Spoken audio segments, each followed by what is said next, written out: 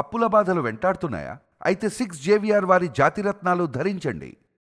మొత్తం కేసీఆర్ ఎర్రవల్లి ఫామ్ హౌస్లోనే జరిగిందనేటటువంటి ఒక చర్చ బలంగా వినబడుతున్నటువంటి పరిస్థితి. దాదాపు ఫోన్ ట్యాపింగ్కి సంబంధించినటువంటి సెంటర్లు 500 కోట్ల రూపాయలతోటి ఇజ్రాయెల్కి సంబంధించినటువంటి దేశం నుండి తీసుకొచ్చి కేసీఆర్ ఫామ్ హౌస్లోనే ఫోన్ ట్యాపింగ్కి సంబంధించినటువంటి వ్యవహారం నడిపించిందనేటటువంటి ఒక చర్చ బలంగా వినబడుతున్నటువంటి పరిస్థితి.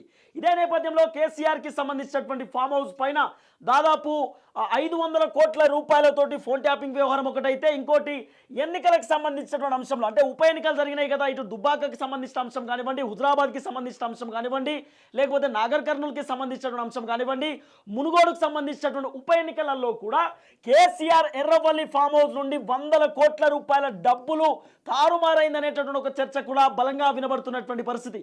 ఇదే నేపథ్యంలో భారతీయ జనతా పార్టీకి సంబంధించినటువంటి నేతలు, అట్లనే కాంగ్రెస్ పార్టీకి సంబంధించిన అధికార పార్టీ నేతలు కూడా చాలా క్లియర్గా చెప్తున్నటువంటి మాట ఒకటే, ఇవన్నీ అంశాలు ఫోన్ ట్యాపింగ్ సంబంధించిన వ్యవహారం కానివ్వండి, లేకపోతే డబ్బులు ఇక్కడ నుండి వేరే దగ్గరికి మార్పిడి జరిగిందనేటటువంటి అంశం కానివ్వండి, పూర్తి స్థాయిలో కేసీఆర్ ఫామ్ హౌస్ పైన ప్రత్యేక దృష్టి పెట్టాలనేటటువంటి ఒక చర్చ బలంగా వినబడుతున్నటువంటి పరిస్థితి. అయితే ఫోన్ ట్యాపింగ్కి సంబంధించినటువంటి సెంటర్లు దాదాపు వీళ్ళు 500 కోట్ల రూపాయలతోటి హై ఎండ్ ఎక్విప్మెంట్స్ తీసుకొచ్చి కేసీఆర్ ఎర్రవల్లి ఫామ్ హౌస్లో దాచిపెట్టి కేసీఆర్ ఎర్రవల్లి ఫామ్ హౌస్లో బక్స్ పెట్టి, ఆ కేసీఆర్ ఎర్రవల్లి ఫామ్ హౌస్లో ఒక బక్స్తో పాటు సర్వర్లు దాచిపెట్టి కంప్లీట్గా, ఎందుకంటే మేము ఎర్రవల్లి ఫామ్ హౌస్లో గతంలో పోయినాము, నేను వేరే దగ్గర ఉన్నప్పుడు పోతే అక్కడ ఉన్నటువంటి డ్రోన్ పైకి లేవది, అంటే బక్స్ పెట్టినారు. మీరు మళ్ళీ ఒకసారి ఎర్రవల్లి ఫామ్ హౌస్కి ఎప్పుడన్నా పోతే చూడండి, ఫామ్ హౌస్ దగ్గరనే కేసీఆర్కి సంబంధించినటువంటి గార్డ్స్, అంటే కొంతమంది పోలీసులు అప్పుడు ఉన్నప్పుడు పోలీసులు, ఇప్పుడు గార్డ్స్ మంచిగా కర్రెబట్టలు వేసుకొని ఉంటారు, వాళ్ళందరూ గార్డ్స్ లెక్క కేసీఆర్ ఫామ్ హౌస్ ఏమైనా ఈగ దూరుతుందా, పాము దూరుతుందా మొత్తం అది చూస్తూ ఉంటారు, వాళ్ళంతా అబ్జర్వ్ చేస్తూ ఉంటారు. వాళ్ళ పక్కనే ఫోన్ ట్యాపింగ్కి సంబంధించినటువంటి ఒక టవర్ కూడా ఉంటుంది అనేటటువంటి ఒక భయంకరమైన చర్చ వినబడుతున్నది. ఎందుకంటే అక్కడ టవర్ ఉన్నది వాస్తవం, మేము కూడా చూసినాం, కానీ అది ఫోన్ ట్యాపింగ్ టవరా ఇతర అంశాలు అనేది ఇప్పటిదాకా తెలియనటువంటి పరిస్థితి. ఇంకోటి కేసీఆర్కి సంబంధించినటువంటి ఎర్రవల్లి ఫామ్ హౌస్ దగ్గర దాదాపు 2 కిలోమీటర్ల దూరం వరకు మొత్తం సీసీ కెమెరాలే ఉన్నటువంటి పరిస్థితి. ఇంకోటి అధికారంలో ఉన్నప్పుడు కేసీఆర్ దాదాపు 2 కిలోమీటర్ల దూరం వరకు మొత్తం పోలీసులే, వందలాది మంది వేలాది మంది పోలీసులను కేసీఆర్ ఎర్రవల్లి ఫామ్ హౌస్ దగ్గర పెట్టినటువంటి పరిస్థితి. అయితే 500 కోట్ల రూపాయలతోటి వీళ్ళు ఇజ్రాయెల్కి సంబంధించినటువంటి దేశం నుండి ఇక్కడ ఎర్రవల్లి ఫామ్ హౌస్లోనే ఫస్ట్ వాళ్ళు బక్స్ పెట్టినారు. బక్స్ పెట్టి తర్వాత ఇక్కడ ఏదైతే ఫోన్ ట్యాపింగ్కి సంబంధించినటువంటి ఎక్విప్మెంట్స్ తీసుకొచ్చి సర్వర్ ఇక్కడే పెట్టి ఇక్కడ నుండి సర్వర్ కంప్లీట్ ట్యాపింగ్ చేసిరనే చర్చ వినబడుతున్నది. మొత్తం ఎక్విప్మెంట్స్ తెచ్చి ఎర్రవల్లి ఫామ్ హౌస్లో డంప్ చేసిరట. అక్కడ నుండి గతంలో ప్రతిపక్షంలో ఉన్నటువంటి రేవంత్ రెడ్డి ఇప్పుడు ముఖ్యమంత్రిగా ఉన్నాడు, ఆయన ఇంటి దగ్గర దాదాపు 2 కిలోమీటర్ల దూరంలో ఇంటి వెనకాల కమర్షియల్ బిల్డింగ్లో 3వ ఫ్లోర్లో వాళ్ళు ఫోన్ ట్యాపింగ్కి సంబంధించినటువంటి ఒక సెంటర్ పెట్టిననేటటువంటి ఒక చర్చ కూడా వినబడుతున్నటువంటి పరిస్థితి. ఎందుకంటే రాధాకిషన్ రావు మాజీ ఓఎస్డీ ఆయన చాలా క్లియర్ కట్ అంశాలను తెరపైకి తీసుకొచ్చిండు. అవును, ఫోన్ ట్యాపింగ్ చేసిన వాస్తవం, మేము టాస్క్ ఫోర్స్ సంబంధించినటువంటి వెహికల్లో కోట్ల రూపాయలు తరలించినటువంటి మాట కూడా వాస్తవం, అనేకమైనటువంటి దందా చేసిన వాస్తవం. ఈ అన్ని అంశాలలో కేసీఆర్ పాత్ర ఉన్నది, కేసీఆర్ చేయమంటే చేస్తాం అనేటటువంటి ఒక మాట కూడా వస్తుంది, వాస్తవం అనేటటువంటి అంశాన్ని కూడా రాధాకిషన్ రావు చెప్పినటువంటి మాట. పోలీస్ వాహనాలలో కూడా ఉప ఎన్నికలకు సంబంధించినటువంటి అంశంలో కేసీఆర్ ఫామ్ హౌస్లో నుండే డబ్బులు పోయినాయి, ఒక్కొక్క నియోజకవర్గానికి ఎంత డబ్బులు పోవాలా, పార్టీ ఫండ్ ఎంత, అక్కడ ఉన్నటువంటి అభ్యర్థికి ఎన్ని డబ్బులు పోవాలనేటటువంటి ప్రతి అంశం పైన కేసీఆర్ ఎర్రవల్లి ఫామ్ హౌస్కి వెళ్ళే డబ్బులు పోయినాయి అనే ఒక చర్చ భయంకరంగా వినబడుతున్నటువంటి పరిస్థితి. ఇంకో అంశం ఏంది, కేసీఆర్ ఫామ్ హౌస్లో దాదాపు ఎన్నికలకు సంబంధించినటువంటి అంశంలో డబ్బు తరలించడంతో పాటు కంప్లీట్గా పార్టీకి వచ్చేటటువంటి ఫండ్లు కానివ్వండి, లేకపోతే ఇతర అంశాలకు సంబంధించి కొంతమంది కాంట్రాక్టర్లు, కొంతమంది బడా నేతలు ఇచ్చినటువంటి ఏదైతే డబ్బులు ఉన్నాయో ఆ అన్ని అంశాలు కూడా కేసీఆర్ ఫామ్ హౌస్లోనే డబ్బులు డంప్ చేసిరనేటటువంటి ఒక చర్చ కూడా వినబడుతున్నటువంటి పరిస్థితి. ఇదే నేపథ్యంలో దాదాపు 17 ట్యాపింగ్ సెంటర్లు పెట్టినారట, 17 ట్యాపింగ్ సెంటర్లు. సో ఈ 17 ట్యాపింగ్ సెంటర్లు ఎక్కడ నుండి అక్కడ వాళ్ళు నడిపిస్తారు, ఎర్రవల్లి ఫామ్ హౌస్లోనే నడిపిస్తారనే చర్చ వినబడుతున్నది. ఫస్ట్ ఎర్రవల్లి ఫామ్ హౌస్లోనే వాళ్ళంతా కూడా ట్యాపింగ్కి సంబంధించినటువంటి సర్వర్లు పెట్టి ఆ సర్వర్ కాస్త 17కు సంబంధించినటువంటి ట్యాపింగ్ సెంటర్లకు పోతాయి. అంటే ఇక్కడ నేను చెప్పినా కదా చాలా క్లియర్గా, వీళ్ళు ఒక సర్వర్ సిస్టమ్ని తయారు చేసుకొని ఇక్కడ నుండి వేరే దగ్గరికి ఒక వ్యవహారం నడిపిస్తూ ఉంటారు. ఇంకోటి ఏంటంటే ఐఫోన్ వాస్తవానికి ట్యాపింగ్ చేసేటటువంటి టెక్నాలజీ లేనప్పటికీ కూడా హై ఎండ్ టెక్నాలజీని వీళ్ళు తీసుకొచ్చారనే చర్చ కూడా వినబడుతున్నటువంటి పరిస్థితి. అయితే 2016లో ఫోన్ ట్యాపింగ్కి సంబంధించినటువంటి వ్యవహారము వీళ్ళు కొనసాగించారు. అప్పటికే కేసీఆర్ ఫామ్ హౌస్ కన్స్ట్రక్షన్ అవుతున్నటువంటి పరిస్థితి. 2016 తర్వాత అంటే దాదాపు 2018లో కేసీఆర్కి సంబంధించినటువంటి ఎర్రవల్లి ఫామ్ హౌస్ నుండే ఫోన్ ట్యాపింగ్ వ్యవహారం నడిచిందనేటటువంటి ఒక చర్చ వినబడుతున్నది. 2016లోనే స్టార్ట్ చేసిరట వీళ్ళు ఒక దందా. అదేంది, పక్క దేశంలోకి ఎక్కడ ఫోన్ ట్యాపింగ్ చేసేటటువంటి ఆ ఎక్విప్మెంట్స్ దొరుకుతాయి, ఎవరెవరు ఫోన్లు వినాలా, ఎట్లా అధికారంలోకి రావాలనేటటువంటి ఆలోచనతోటి 2016లోనే ఎక్విప్మెంట్స్ తీసుకుందామనేటటువంటి ఆలోచన ఉంటుండేనట. ఇక అప్పటి నుండి 2017, 18 2 సంవత్సరాలు వెయిట్ చేసిరు. వెయిట్ చేసినాక ఆయనతో 2018 దాకా దొరికినాయి. దొరికిన తర్వాత ఒకవేళ ఫోన్ ట్యాపింగ్కి సంబంధించినటువంటి సెంటర్లు ముఖ్యమంత్రి ఫామ్ హౌస్లో కాకుండా వేరే ఎక్కడ పెట్టినా కూడా దొరికిపోయేటటువంటి అవకాశం ఉంటుంది. ఇప్పుడు ఫర్ ఎగ్జాంపుల్ కోట్ల రూపాయలు ఎన్ని కోట్లన్నా దాచిపెట్టు, ముఖ్యమంత్రి ఫామ్ హౌస్లో పెట్టినా ముఖ్యమంత్రి ఇంట్లో పెట్టినా కూడా పోలీసులు పోయే అవకాశం ఉంటుంది. ఎందుకంటే ముఖ్యమంత్రి సుపీరియర్, ఈ తెలంగాణకు రాజు కాబట్టి, రాష్ట్రానికి రాజు ముఖ్యమంత్రి కాబట్టి రాజు బోన్లోకి పోయేటటువంటి అవకాశం ఉండదు. పోలీసులు పోరు, అధికారులు పోరు.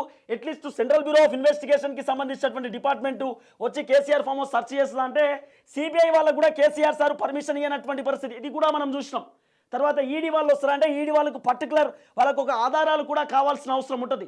వాళ్ళు కూడా రానటువంటి పరిస్థితి. ఇక లోకల్ పోలీసులు ఏజెన్సీస్ ఇవన్నీ ఉన్నాయంటే మొత్తం కేసీఆర్ గుప్పట్లోనే ఉన్నటువంటి పరిస్థితి.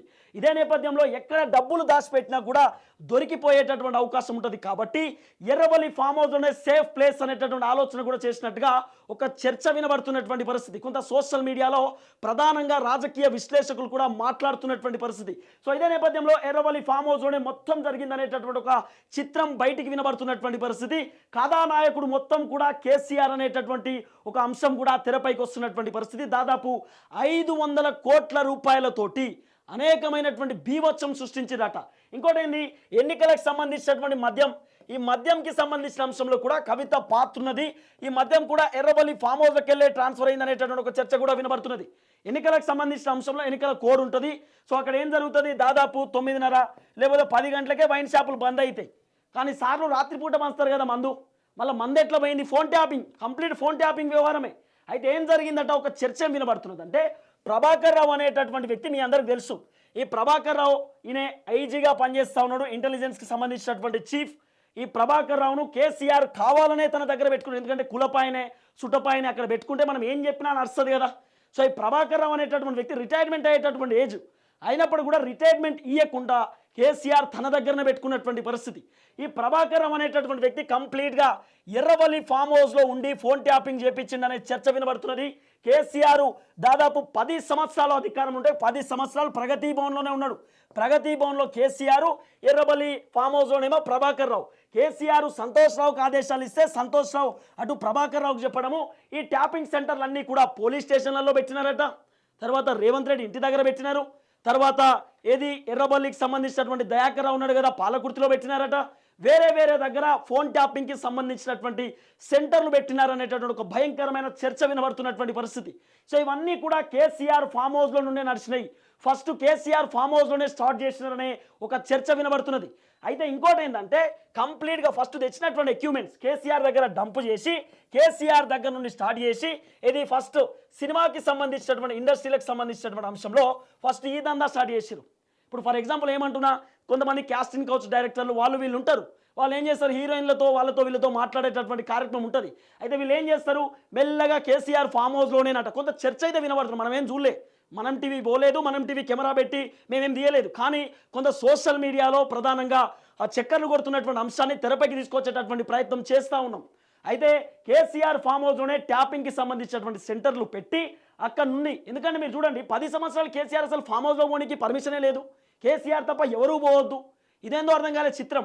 ఒకవేళ బీఆర్ఎస్ పార్టీకి సంబంధించిన ఎమ్మెల్యేలు ఏదైనా మీటింగ్ పెట్టుకున్నా కూడా అక్కడ కేసీఆర్ ఫామ్ హౌస్ లోపల ఎంట్రీ ఉండదట. కేసీఆర్ ఫామ్ హౌస్ ఏమైనా కూతబెట్టు దూరంలో ఉంటే కేసీఆర్ సార్ చెట్ల కింద కూర్చోబెట్టి మీటింగ్ పెడతారట. లేకపోతే కేసీఆర్ సార్కి ఇంకో సపరేట్ ఆ గేటు దాటినాక మేము పోయి చూసినాం కదా, 2-3 ఉంటాయి గెస్ట్ హౌస్ కేసీఆర్కు. ఒక దగ్గర ఒకటి, ఇంకో దగ్గర ఒకటి.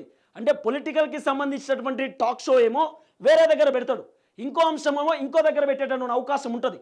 అయితే కేసీఆర్ సారు ఫోన్ ట్యాపింగ్కి సంబంధించినటువంటి వ్యవహారాన్ని తెరపైకి తీసుకొచ్చి సినిమా వాళ్ళ ఫోన్లు ట్యాప్ చేపించడము, సినిమా వాళ్ళ ఫోన్లు ట్యాపింగ్ చేసి వాళ్ళని బ్లాక్మెయిల్ చేయడము.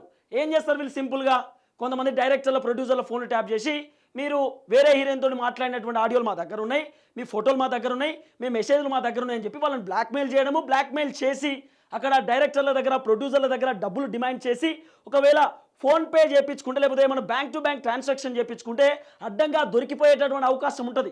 ఇదే నేపథ్యంలో అట్లా కాకుండా పోలీస్ వెహికల్ని పంపించాలి.